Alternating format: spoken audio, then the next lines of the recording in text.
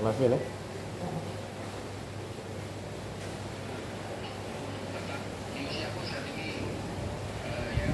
Sip.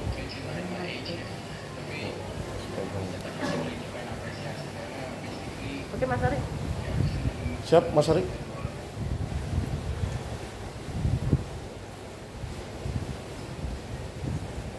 Kita live. Duduk aja mbaknya, jadi mata aku nggak terlalu tinggi. Iya. Kan sambil jawab pertanyaan kan pasti ngeliat. Sip. Oke. Jadi aku lihat langsung aja ya. Ya. Oke, selamat pagi Mas Ari. Selamat pagi. Oke, mungkin langsung aja kali ya sama pertanyaannya. Pasca sendiri gitu. Seperti apa sih kehidupan Mas Ari sekarang ini? Ya, kehidupan aku saat ini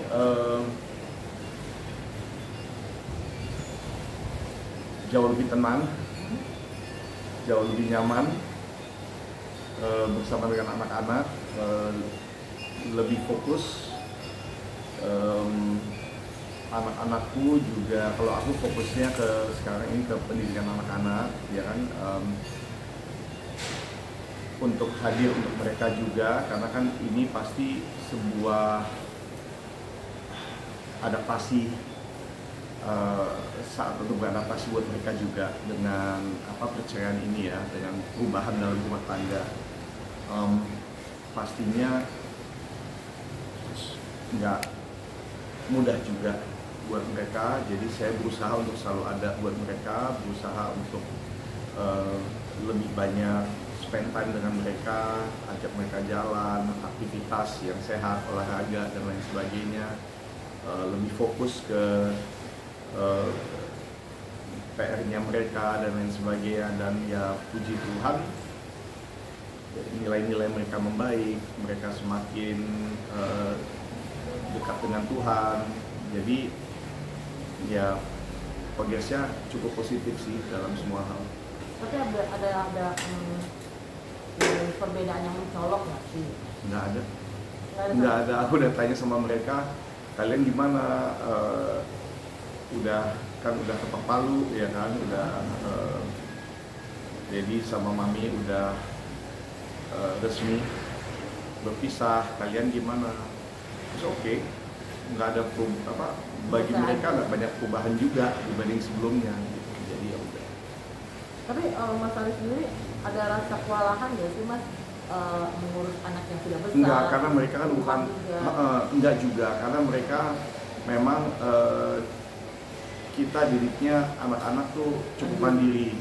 Jadi sekarang pun ya mereka kemana-mana bisa pergi sendiri, nggak harus diantrim atau apa gitu. Memang aku dari dulu tuh kalau di keluarga aku ya, aku Ira, memang dari dulu sih begitu. Mandiri ya. Tapi untuk mungkin ada kebiasaan-kebiasaan yang hilang nggak sih saat masih bersama? Enggak aja. Berarti sama sekali emang nggak punya kebiasaan pagi itu seperti apa gitu? Iya, sama aja gitu. Kita sekarang juga kan anak-anak kan ya cuman pagi-pagi banget sarapan, ya kan, 6:30 sarapan, karena jam 7:10 mereka udah berangkat sekolah, jam 7:10. Jadi ya saya berusaha bangun pagi untuk ngeliatin mereka semua nggak telat ke sekolah, makanan untuk makan siangnya semua udah di prepare gitu aja. Tapi ya, Karena mereka makan siang suka bawa dari rumah kan. Artinya memang nggak ada yang berubah dari saat masih bersama pun nggak ada yang perubahan ya? Ya dulu Inge yang suka masakin untuk sarapan. Sekarang karena Kenzo hobi masak, Kenzo yang masak gitu. Kadang-kadang pembantu, kadang-kadang Kenzo. Kalau saya yang masak pasti mereka nggak mau makan. Rasanya beda. Kalau biasanya quality time dengan anak itu kemana sih Mas? Quality time dengan anak-anak? Sekarang karena mereka lagi sekolah ya quality time-nya terbatas untuk kita misalnya ke gym, ya kan, karena mereka dua-duanya lagi antusias banget untuk nge-gym kan. Si Kenzo kan badannya udah keker, Marco juga adiknya udah ini juga udah mulai angkatnya mulai seberat saya. Jadi mereka tuh lagi hobi nge-gym gitu. Jadi pulang sekolah kan udah sore tuh, udah sampai rumah jam 4:30, jam 5, pasti maunya dari situ langsung dia mau nge-gym, karena dia nge-gym hampir tiap hari. Jadi kita paling ya nge-gym sama-sama, habis itu cari makan di mall, makan malam, baru pulang gitu. Mas punya anak cowok gitu loh, pasti seru dong ya gitu loh, dengan karena kita juga cowok gitu, Iya. juga sama anak Dan cowok. hobinya banyak yang sama gitu ya, kita olahraga, bela diri gitu kan. Anak saya juga dia sekarang lagi latihan Muay Thai, Taekwondo, pengen boxing juga. Coba ya di luar itu si Kenzo ya masih hobi masak, main gitar, basket. Jadi sebetulnya tuh waktunya udah habis terbuang dengan hobinya gitu. Main game komputer, jadi ngerakit PC segala macem, kita hobinya sama. Tapi Mas kalau kan anak-anak udah besar ya gitu loh, pastinya mereka udah kenal cewek gitu kan. Kalau Mas Arif sendiri agak protek nggak sih untuk urusan cewek, atau percaya sama mereka? Percaya sama mereka. Kalau Kenzo dia umur 15, memang sudah pacaran, dan saya pikir itu bagian yang sangat alami dari pertumbuhan seorang anak. Dan selama pacarannya itu tidak ke arah yang salah tapi tetap sehat, dan aku kan memang mengajarkan kan prinsip-prinsip ketuhanan juga gitu. Jadi ya jangan macam-macam, menghargai, dan itu kan hal yang positif gitu ya, menghargai perasaan orang, ya nggak ada masalah gitu. Dan emang ya mereka bisa gereja bareng segala macam, jadi bukannya terus kayak pacarannya yang aneh-aneh gitu. Tapi mereka sudah bercerita nggak sih Mas? Iya, anak-anak saya sama saya itu udah kayak temen. Jadi sangat terbuka, nggak ada yang ditutupin, apapun juga nggak ada yang ditutupin gitu. Jadi emang hubungan sama saya itu sangat dekat. Mas Arif, sejak Mas Arif dari berkarir di dunia entertain hingga saat ini, mungkin baru ini kali ya berita yang besar kali ya. Sebelum-sebelumnya kan kayaknya Mas Arif nggak pernah ada berita-berita yang gosip-gosip itu kayaknya nggak pernah ada gitu. Nah, Mas Arif sendiri merasakan kok gini ya gitu, gue berkarir selama puluhan tahun tiba-tiba harus seperti ini gitu, gimana Mas? Stres banget. Selama 35 tahun berusaha menjaga nama baik. Ya fans-fans juga tahu aku seperti apa, bukan artis yang ngetopnya karena keviralan, tapi Media memang juga tahu. iya kan, tapi ngetopnya ya karena memang berkarir di dunia entertain gitu ya, memang full time job dan nggak pernah aneh-aneh. Tahu-tahu sekalinya cerai, ya orang yang aku anggap paling dekat dengan aku selama 17 tahun, aku merawat dia, aku menafkahi dia, kok malah semua kebohongan itu keluar dari situ gitu, dari satu sumber ini yang kok negatif banget gitu. Dan negatifnya kalau misalnya satu hal yang negatif bisa jadi itu benar gitu ya. Ini dari awalnya langsung keluar, aku tidak dinafkahi, abis itu Arinya jahat banget, nggak kasih izin ketemu dengan anak-anak, saya nggak dikasih kerja, setelah cerai aku nggak dapat apa-apa. Wah, kok sekarang masuk akal nggak sih?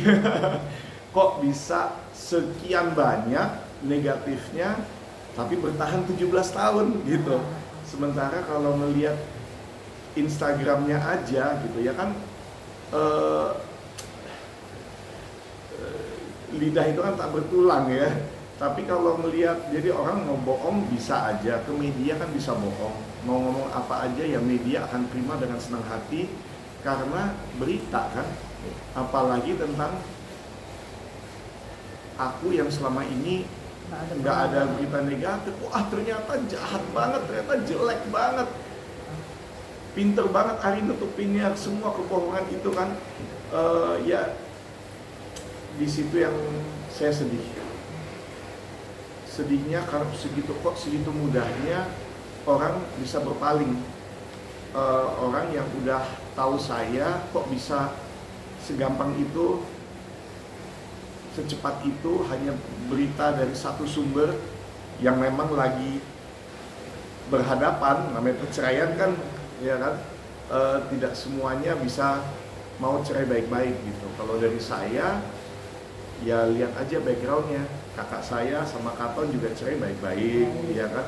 Kita lihat teman-teman Gading sama Gisel cerai baik-baik, apa kita pun, aku pun maunya begitu.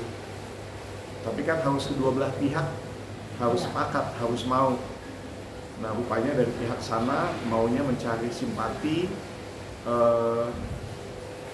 sayangnya mencari simpatinya dengan membohongi publik gitu. Tapi ya namanya judul istri terzolimi itu sangat mudah diterima dan sangat gampang ditelan mentah-mentah oleh netizen gitu, tanpa pembuktian benar atau enggak segala macam, langsung main percaya aja gitu.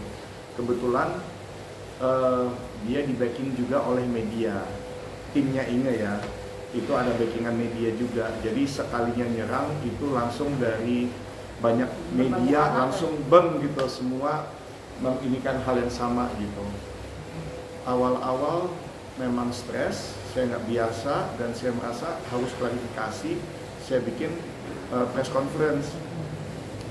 Di press conference itu saya membuktikan bahwa apa yang Inge katakan, apa yang dikatakan tim penasihat hukumnya Inge itu salah. Ya kan, dibilang hanya dibatasi 10 juta sebulan, kredit card tidak dikasih tunai, itu semua bohong.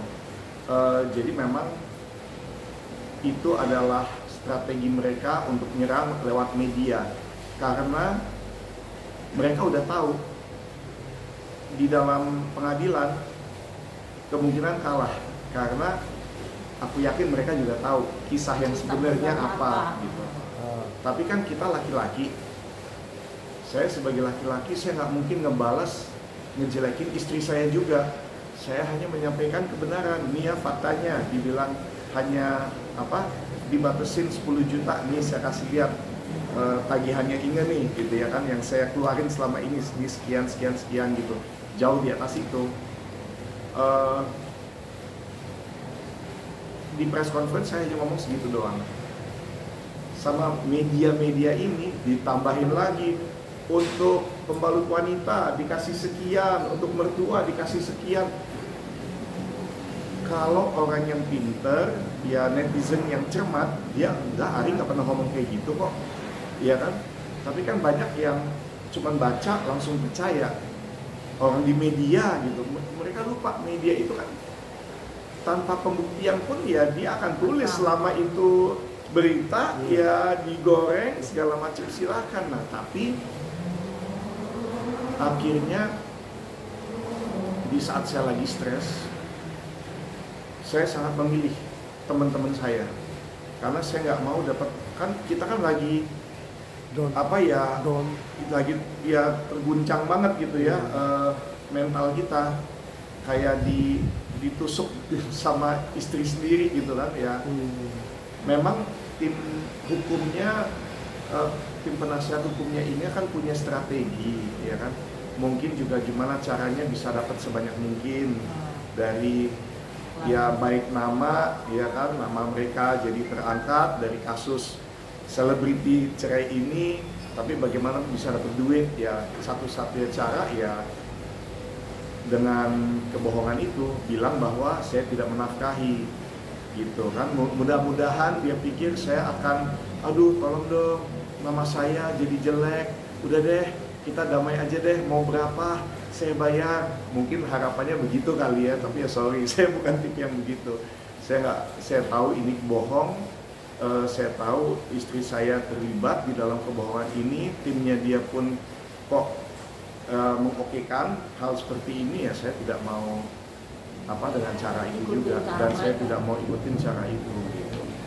Artinya Mas Ari merasa diobok-obok ya urusan-urusan. Iya, karena gini, kalau tim kuasa hukum saya bayar. Tim kuasa hukumnya Inge itu yang saya dengar pro bono.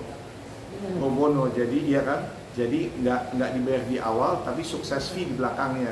Jadi kalau misalnya saya kasih dia mobil, ya harga mobil itu berapa, 30% ya harus dikasih ke penasihat hukumnya.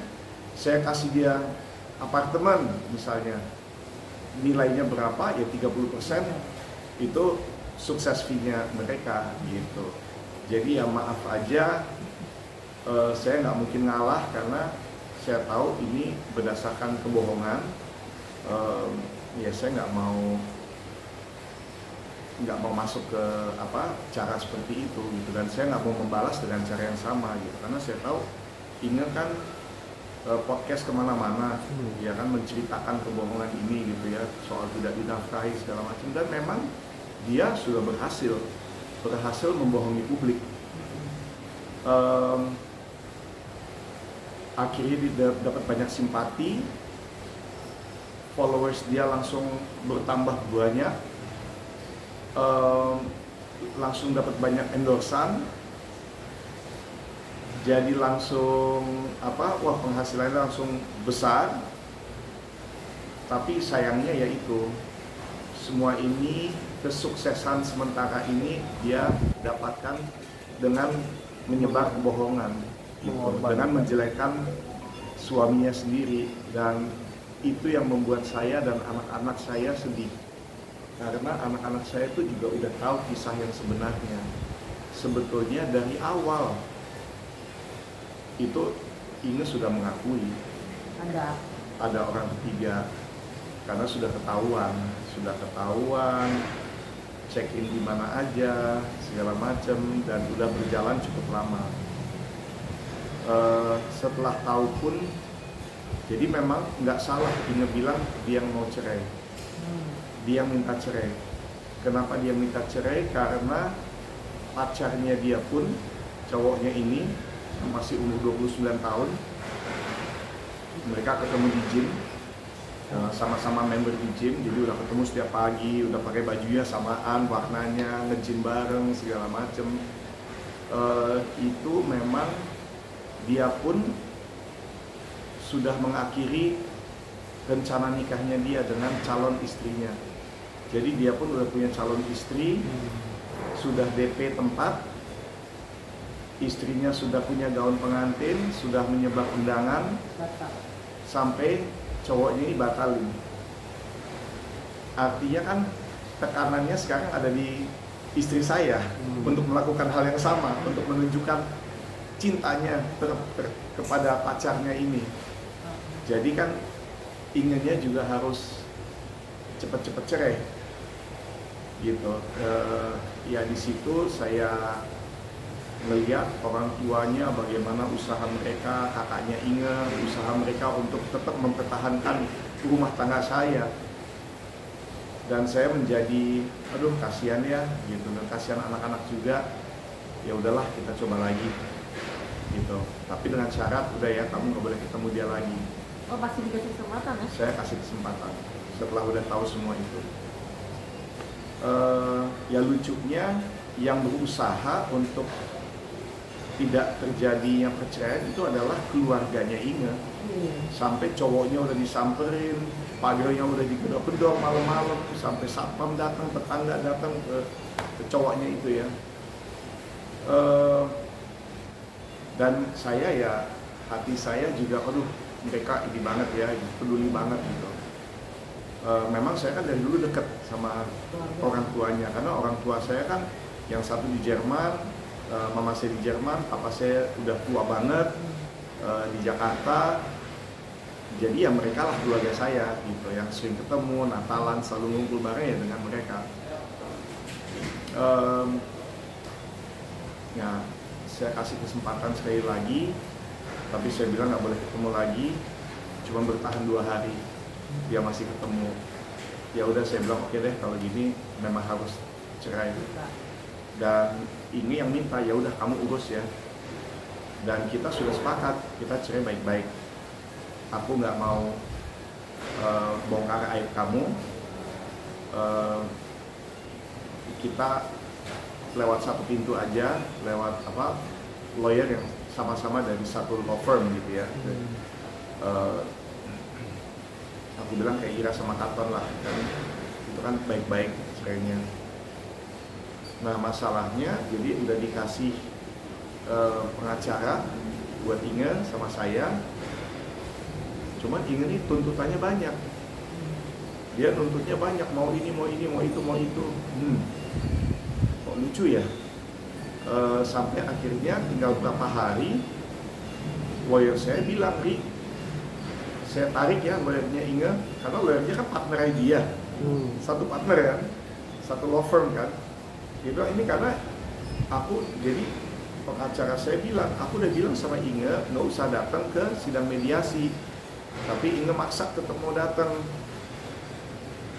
Ya udah, artinya Inge mau fight kan, ini nggak bisa, kalau kayak gini nggak bisa cerai baik-baik. Nah buat apa saya lawan partner saya sendiri? Jadi udah saya ini ahli aja, suruh Inge cari yang lain. Saya tarik partner saya untuk rekan saya gitu, untuk mewakili Inge, ditariklah dia. Nah di situ Inge bingung gimana, sampai akhir dapatnya pengacara Petrus, ya kan, yang ya tidak dibayar. Ya kalau namanya pengacara udah nggak dibayar, ya kan pengacara juga akan ngelakuin apa yang dia mau lakuin gitu. Kalau pengacara saya kan dia ikutin kemauan saya. Saya bilang oke, tolong soal Inge tidak usah diceritakan, ya cekcok aja, cekcok dalam rumah tangga. Kececokan bisa terjadi, ya kan, sudah nggak ada jalan keluar, memang harus cerai, itu aja. Tahu-tahu kita kan di Instagram kan kita sama-sama bicara, kita mau cerai baik-baik, ada pengumuman lah. Nggak sampai begitu dia diwakili oleh tim pengacara baru yang memang di backup oleh media, langsung saya dihajar, langsung keluar berita-berita negatif, tidak dinafkahi segala macam. Sekarang masuk akal nggak sih kalau tidak dinafkahi, tapi bisa sampai punya 2 anak, bisa sampai 17 tahun menikah, ya kan? Dan kalau mau ditelusuri di Instagramnya Inge, ke luar negeri, keluar ke Bali, kemana-mana, ya kan? Terawat, masa iya kayak begitu nggak dinafkahi gitu, ya kan? Masa iya aku batasin sampai, maksudnya aku kan juga sibuk gitu, aku kan juga kerja, masa iya aku batasin pembalut wanita 500.000? Kayaknya nggak ada kerjaan banget lah. Kayak nggak ada kerjaan banget, please deh. Tapi kok ya netizen yang kurang paham media langsung percaya gitu. Aduh, ternyata suaminya medit, ternyata pelit segala macem. Tapi pinter juga permainannya mereka, karena setelah keluar berita seperti itu, netizen jadi menghalalkan perselingkuhan Inge. Ya nggak heran, baguslah dia cari orang lain, orang ketiga, siapa juga yang mau sama Ari punya suami pelit kayak begitu. Jadi di situ saya wow, sampai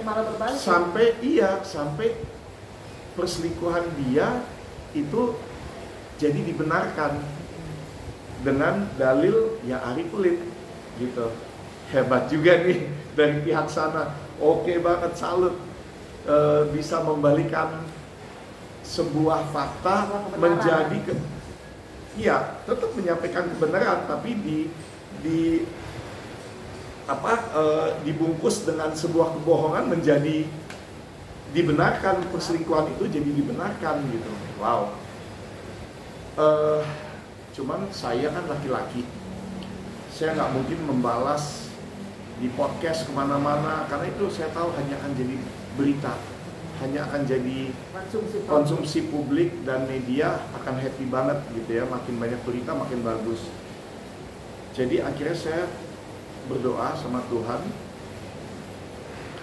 Waktu itu saya berdoa, yaitu saya membatasi diri kepada siapa saya mendengar masukan Karena kan bisa aja ya lagi hati lagi goncang, kita dapat masukan yang panas-panasin, kita jadi kita harus bales nih, kita nggak boleh diem nih. Enggak. Saya pilih pada siapa, saya mendengar dari semua teman-teman, baik dari media, baik yang talk show host, semua pada bilang diem aja Rik, jangan bales. Kita lo laki-laki, ini aku nanya sama perempuan juga, kamu laki-laki, kalau kamu membalas itu sama aja kayak kamu kayak perempuan. Oke, jadi aku harus diem ya. Iya, kamu harus diem. Ya udah. Dan saya berdoa sama Tuhan. Waktu itu saya doa bareng sama Daniel Mananta. Kita sama-sama saling tumpang tangan, kita berdoa. Nggak pakai suara ya, kita berdoa dalam hati masing-masing. Dan di situ Daniel bilang sama saya, Tuhan tuh kayak taruh di hati aku untuk kasih tahu ke kamu, lo harus istirahat, lo butuh istirahat. Takutnya kalau lo nggak kurang istirahat, lo ambil keputusan yang salah gitu. Karena dia ngeliat aku stres, aku nggak bisa tidur segala macam. Ada saatnya tuh, di saat yang sama Tuhan juga bicara sama aku saat berdoa itu. Dan ya di situ Tuhan bilang bahasa Inggris, be still, for this is my battle, not yours. Jadi Tuhan bilang berdiam diri karena ini adalah peperanganku, bukan peperanganmu. Karena ya ini udah peperangan kebenaran terhadap fitnahan. Aku tidak pernah memfitnah dia, tapi dia fitnah saya luar biasa dengan semua kebohongan itu. Ya aku memilih dia karena apa? Ke media orang mau ngomong apa aja bisa, mau versinya dia seperti apa ya media akan beli. Tapi hakim nggak bisa. Apapun yang kita bilang ke hakim harus bisa dibuktikan dengan bukti-bukti yang mendukung, dengan saksi mata, dengan bukti. Jadi saya berpikir udahlah, saya nggak akan buka mulut, nanti aja setelah putusan hakim udah keluar baru saya akan klarifikasi. Dan ini yang saya lakukan sekarang, bukan untuk membela diri, tapi sekedar untuk klarifikasi putusan hakim. Putusan hakim ternyata tidak ada satupun permintaan Inge, tuntutan Inge yang diterima oleh hakim. Kenapa? Karena semuanya tidak terbukti. Semua aku bisa buktikan, aku menafkahi, aku tunjukin semua pengeluaran, bahkan bahkan aku punya asuransi jiwa, kalau sampai aku meninggal, istri dapat apa, anak dapat apa, asuransi kesehatan. Inge punya 2 asuransi kesehatan berbeda yang aku berikan untuk Inge, untuk anak-anak, untuk aku juga. Jadi pengeluaran bulanan dia semuanya tuh ada gitu. Dan ya dari situ terbukti bahwa dia nggak hidup susah. Bahkan Ari udah mikirin kalau sampai Ari kenapa-napa, kan aku hobinya kan motoran segala macem, bisa aja kan kejadian di jalan. Kalau aku sampai nggak pulang ke rumah lagi, istri dan anak-anak sudah aman sampai bertahun-tahun ke depan gitu. Jadi masalah pendidikan anak-anak nggak usah khawatir kalau aku sampai kenapa-napa. Aku mikirnya sejauh itu gitu. Jadi semua ya mungkin itu semua aku pikirin, semua udah aku persiapkan gitu. Di sisi lain, soal perselingkuhan Inge juga aku udah bisa buktikan di persidangan. Itu sebabnya kenapa, aku rasa ya, itu sebabnya kenapa akhirnya tidak ada satupun permintaan Inge soal uang lah, soal nafkah lah, segala macem. Karena emang ya ketahuan, semua bisa dibuktikan. Perselingkuhan dia, bahwa saya juga adalah ayah yang tanggung jawab, suami yang tanggung jawab. Jadi ya artinya Tuhan pun mengabulkan doa-doa Mas Hari ya dengan ucapan-ucapan pujian yang begitu banyak, yang begitu menjatuhkan, terus itu dengan akhirnya pun namanya perceraian itu kan anak di bawah 17 tahun kan ikut ibu, dan ini membuktikan bahwa itu Mas Ari gitu. Itu kan mungkin itu satu bukti ya bahwa Tuhan sayang sama Mas Ari. Dan memang karena begini, sebetulnya Inge itu yang bikin saya sedih beberapa hal terhadap bagaimana mantan istri saya menjalankan proses perceraian ini. Pertama, dengan begitu banyak fitnahan soal saya tidak menafkahi segala macam. Saya bilang sama Inge, kamu sadar nggak? Anak-anak ini baru SMP. Mereka baru mau menginjak SMA, belum kuliah, dan semua itu nggak murah. Kalau kamu berusaha ngancurin nama baik aku dengan fitnahan, dengan kebohongan, bagaimana aku bisa menafkahi anak-anak kita? Anak-anak kamu juga loh. Kamu nggak mikir, kalau kamu mau ngancurin aku, apalagi yang bisa aku lakukan?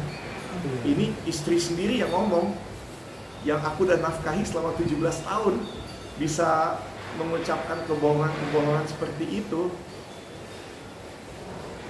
Ya mungkin aku juga bukan suami yang sempurna, tapi nggak mungkin aku sampai mau meninggalkan keluarga, nggak mungkin sampai aku mau menjatuhkan martabat istri hanya untuk sebuah perceraian, untuk mencari nama, untuk mencari simpati. Kok kamu tega ya mau menjatuhkan aku hanya untuk mendapatkan simpati masyarakat? Karena dia udah cerita ke temennya, bagaimana ya caranya aku bisa mendapatkan simpati, karena aku nggak mau kalau sampai netizen tahu aku selingkuh dan aku dimusuhin orang.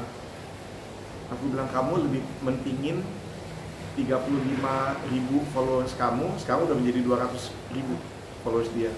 Kamu lebih mentingin 35.000 followers kamu daripada masa depan aku untuk bisa kerja untuk anak-anak, untuk menghidupi anak-anak. Luar biasa jahatnya. apa kata Inge sendiri apa? Istri saya tuh nggak punya empati. Dia nggak bisa mikir sejauh itu. Dia hanya mikir sesaat. Dia hanya mikir apa yang menguntungkan dia. Ini saya ngomong dengan sangat berat hati. Bukan menjelekkan istri, tapi kalau orang tidak punya empati, ya seperti itu hasilnya. Menjelekkan tanpa berpikir jauh. Dan berhasil untuk sesaat. Tapi ya sekarang kan dia mau bohong apa aja ke media kan silahkan. Tapi kalau hakim kan nggak bisa dibohongin. Dan ini kan hakim itu kan netral. Ini ketua hakimnya perempuan lagi. Nggak mungkin permintaan Inge tuh nggak direstui, kecuali memang terbukti dia yang salah, terbukti aku menafkahi, terbukti aku bertanggung jawab, dan terbukti dia selingkuh. Hanya itu aja yang membuat anak-anak dapat hak asuhnya ke saya. Oke, tapi Mas Ari sejauh ini setelah pasca perceraian itu seperti apa Mas? Artinya Mas Ari menutup diri untuk udah deh gitu, itu masa lalu sudah, atau masih Ini adalah wawancara saya terakhir bicara masalah perceraian, dan ini adalah satu-satunya di mana saya paling terbuka ngomong soal banyak hal yang sebelumnya aku nggak mau bicara. Tapi menurut saya netizen layak untuk tahu kebenarannya setelah begitu banyak kebohongan yang udah diceritakan oleh pihak sana, baik oleh Inge sendiri maupun pihak-pihak yang mendampingi Inge gitu. Karena pada akhirnya semua hanya masalah duit, hanya untuk uang aja, dan itu yang bikin saya sedih. anak saya aja nggak ada yang mau ikut mamanya, karena mereka udah tahu. Karena waktu awal kita memutuskan untuk cerai, saya minta tolong Inge untuk kasih tahu ke anak-anak kenapa kita cerai. Dan saya minta Inge mengaku bahwa kita bercerai karena ada orang ketiga. Karena saya nggak mau anak-anak itu menyalahkan diri sendiri. Karena seringkali saya baca artikel tentang perceraian itu, seringkali anak itu merasa menyalahkan diri. Kita salah apa ya sampai orang tua kita bercerai? Itu banyak terjadi. Dan saya bilang sama Inge, anak kita bukan anak kecil lagi. Ya udah 14-15. Kamu harus kasih tahu kenapa kita mau cerai. Akhirnya Inge ngaku, ya dia udah jatuh cinta sama orang lain.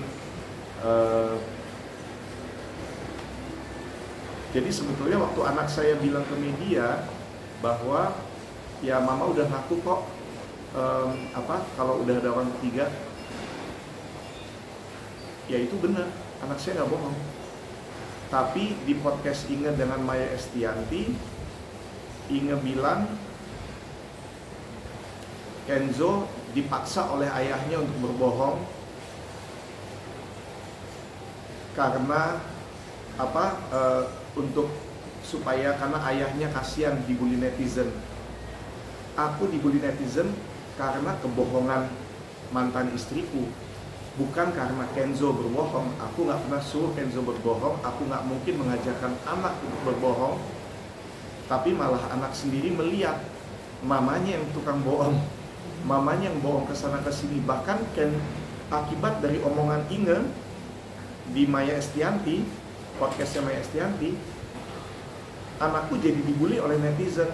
Dibilang anak durhaka, udah dilahirkan sama mama hampir kehilangan nyawa. Ya yang namanya melahirkan kan bisa kehilangan nyawa kan. Oh tapi kok malah gak ada tanda terima kasih, malah ikut ayahnya cuma karena ayahnya yang kaya.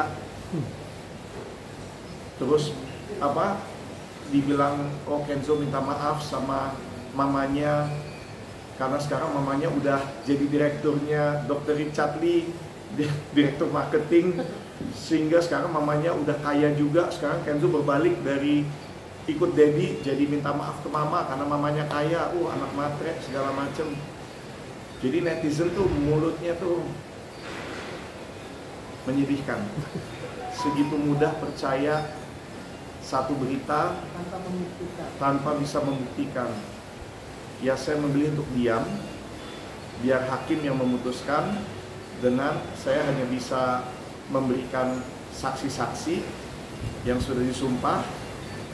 Saya hanya bisa memberikan bukti-bukti yang sudah disahkan, dan biar hakim yang memutuskan dari situ. Baru sekarang saya berani ngomong setelah hakim udah memutuskan yang benar. Gitu. Ini kan artinya kan, tapi sejauh ini masih hubungan baik atau gimana Mas? Atau Mas Ari sudah? Saya sama mantan istri saya tidak bicara. Karena healing proses butuh waktu. Inge lagi merasa di atas angin dengan semua kebohongan ini. Saya tahu dia di TikTok, di IG, di YouTube kelihatan kayak wah strong woman. Dia menunjukkan sisi itu, ya kan, oh dia kuat, dia nggak peduli, dia apa. Saya yang tahu apa yang terjadi di belakang layar. Iya, saya tahu. Dia sangat terpukul.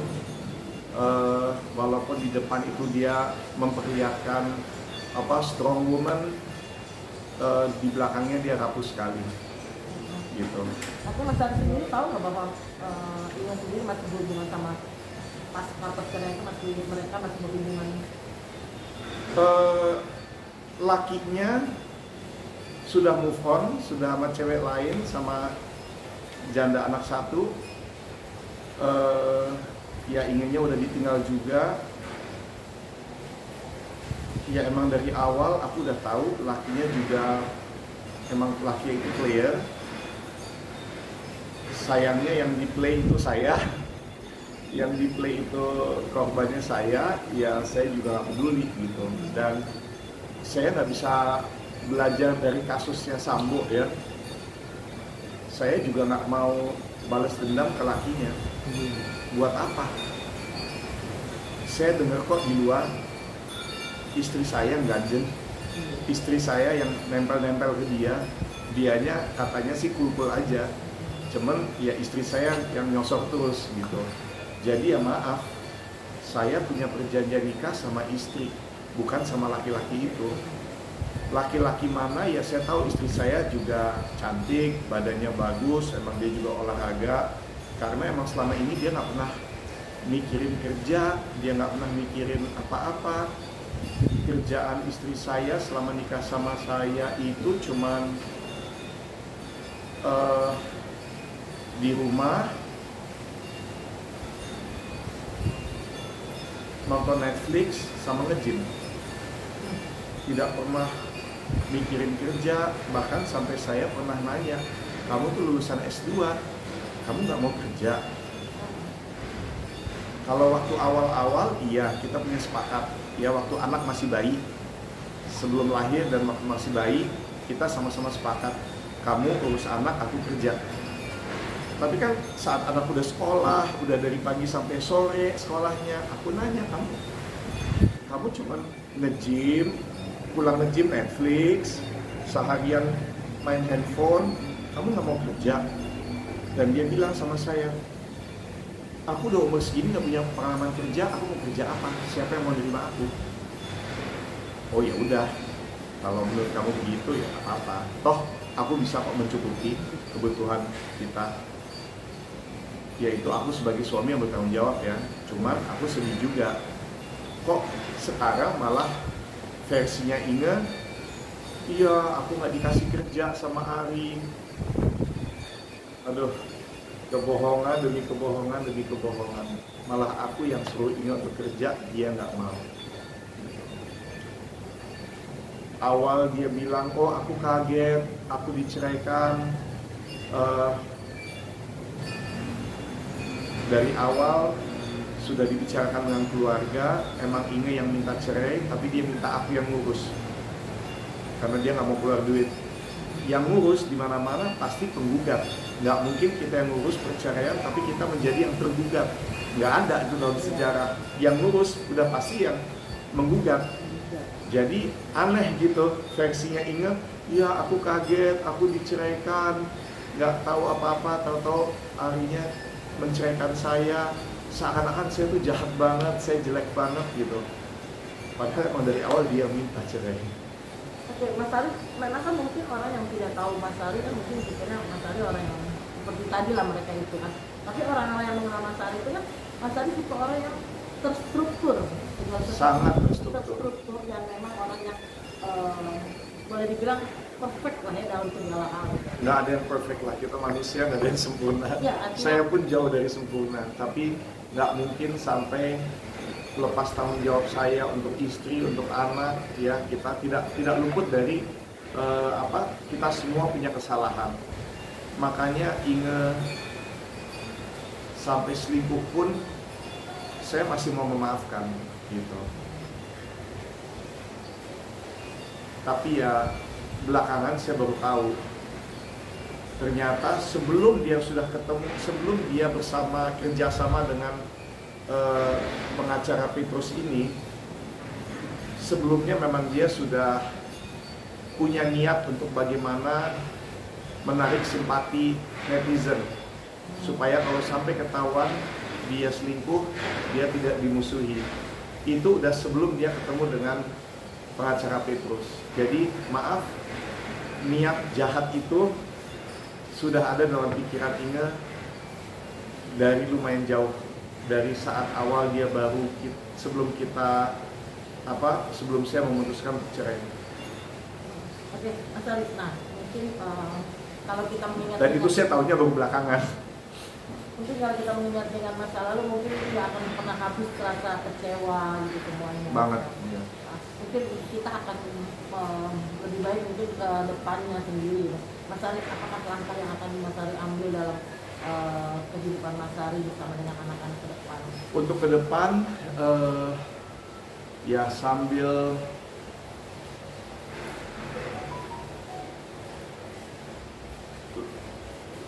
bagaimanapun juga ya ini proses ya, proses penyembuhan juga buat saya, penyembuhan batin. Hah? Iya pasti ada. Makanya untuk saat ini saya masih belum bicara sama istri. Walaupun untuk urusan pendidikan anak ya kita tetap ketemu. Kemarin anak-anak bagi raport juga kita sama-sama hadir. Jadi bukannya kita tidak ada komunikasi, tapi ya jujur saya sudah tidak mau mengenal dia lagi dalam hidup saya. Tapi untuk urusan anak tetap saya akan hormati dia sebagai ibu dari anak-anak.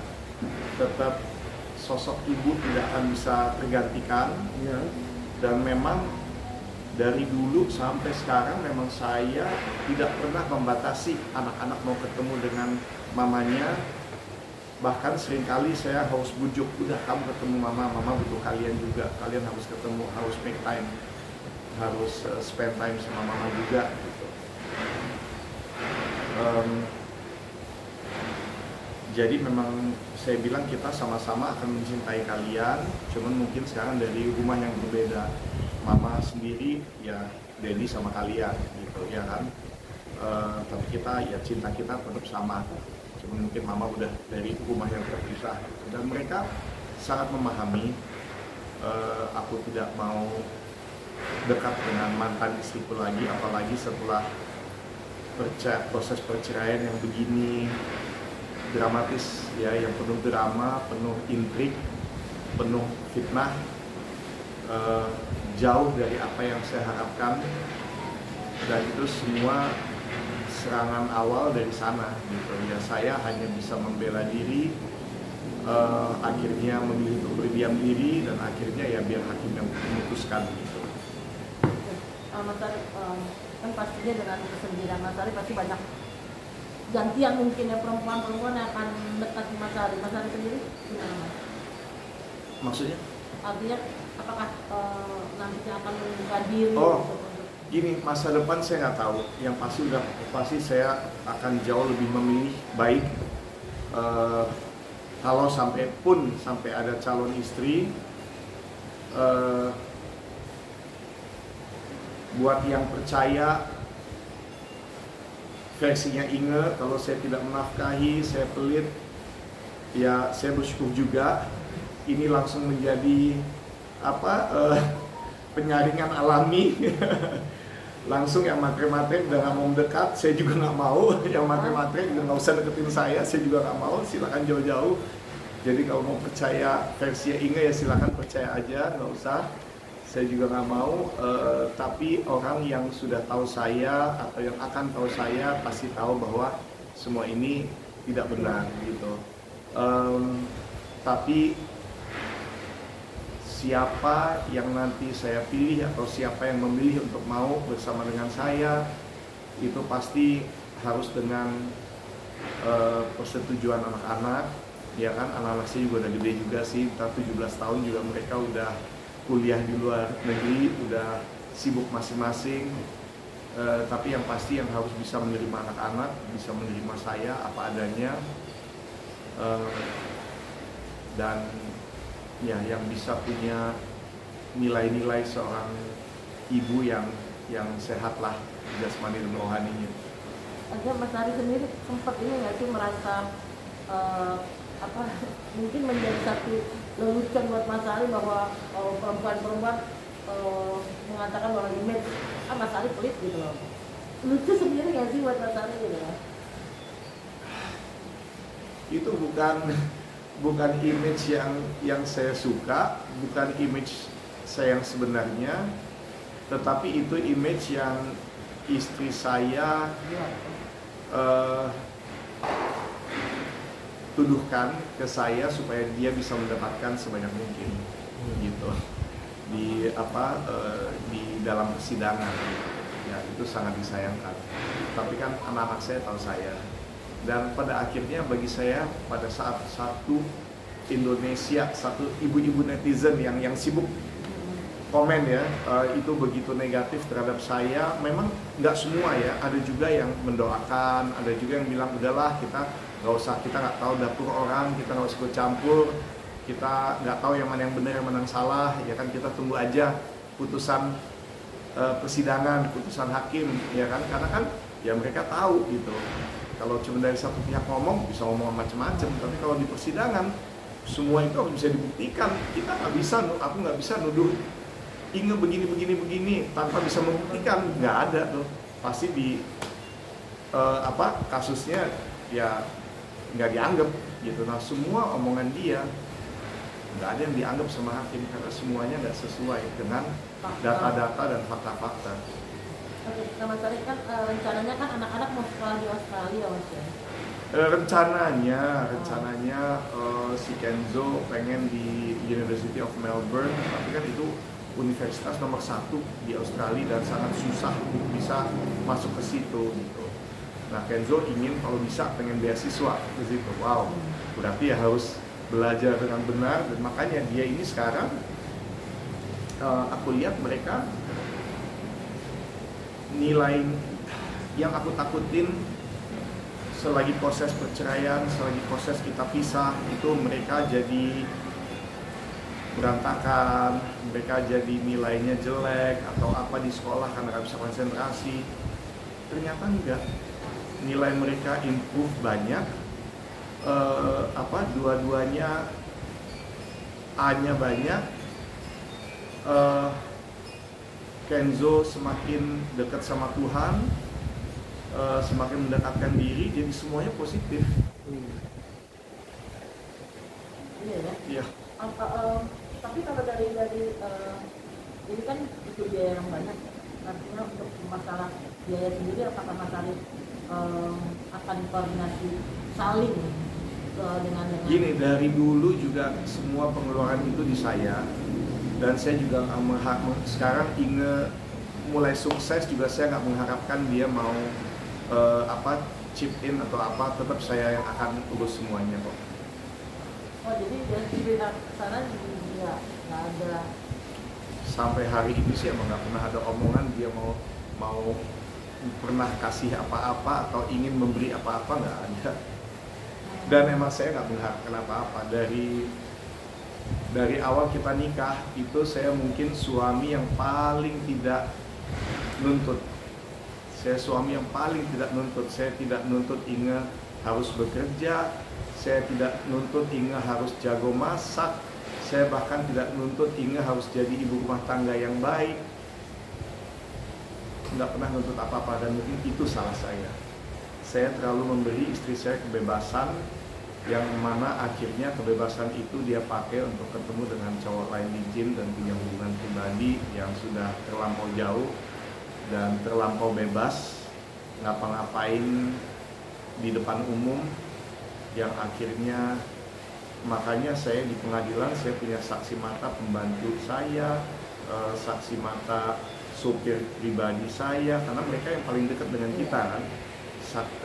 Bahkan anak-anak saya udah bikin surat pernyataan tertulis bahwa emang mereka dua-duanya mau ikut saya, karena mama udah ngaku, udah ngomong ke mereka kalau dia sudah melakukan ini, melakukan itu, sudah check-in di sini, check-in di situ, itu semua udah diungkapkan. Jadi ya gitu. Jadi sebenarnya ini semua drama yang sebetulnya tidak perlu, karena sebetulnya kita sama-sama mau sepakat, kita mau baik-baik. Dan saya juga nggak akan angkat soal orang ketiga, sama sekali nggak mau angkat. Tapi ternyata dari pihak sananya keluarlah, oh di sini nggak ada masalah pihak ketiga, di sini dari Petrus yang ngomong tuh di media, oh nggak ada pihak ketiga, ini Ari yang tidak menafkahi aja, begini-begini, kok menjelekin, kok menjatuhkan gitu. Ya mau nggak mau, tim saya bilang, Ri, kita nggak bisa diem. Ini kalau begini dan hakim percaya omongannya Inge, bisa hak asuh jatuh ke Inge semua. Aku bilang ya udah, dia coba menang dengan cara yang nggak benar, terpaksa kita bukannya membalas dengan tidak benar, tapi kita menyampaikan kebenaran bahwa memang ada pihak ketiga dan kita bisa buktikan. Akhirnya gugatan cerainya kita tarik, yang cekcok kita ganti dengan pihak ketiga. Terpaksa, karena dari pihak sana sudah fitnah terus. Oke, mungkin ada pesan nggak untuk mantan istri untuk kedepannya jangan ini. Pesan aku untuk Inge, aku mendoakan kesuksesan kamu. Semoga ke depan kamu bisa sukses bukan dari keviralan sesaat dari perceraian dengan aku. Mudah-mudahan kamu bisa sukses, bisa semakin tinggi meraih cita-cita kamu tanpa harus menginjak kepala orang lain, tapi bisa melalui melalui hal-hal yang positif, menjadi inspirasi buat banyak orang, dan mudah-mudahan kamu mendapatkan orang yang pantas buat kamu, yang bisa membanggakan, yang bisa menyenangkan hati kamu, bisa mencintai kamu apa adanya, dan bisa memahami dan mengerti semua kekurangan kamu. Maaf kalau saya bukan laki-laki itu. Setelah 17 tahun saya gagal untuk menjadi pria idaman kamu, tapi seperti yang dari awal aku bilang ke kamu, hidup ini hanya sekali dan kita sama-sama layak untuk menemukan kebahagiaan kita. Kamu memilih untuk cerai, ya semoga kamu bahagia dengan keputusan kamu, dan aku doakan yang terbaik buat kamu. Oke. Thank you.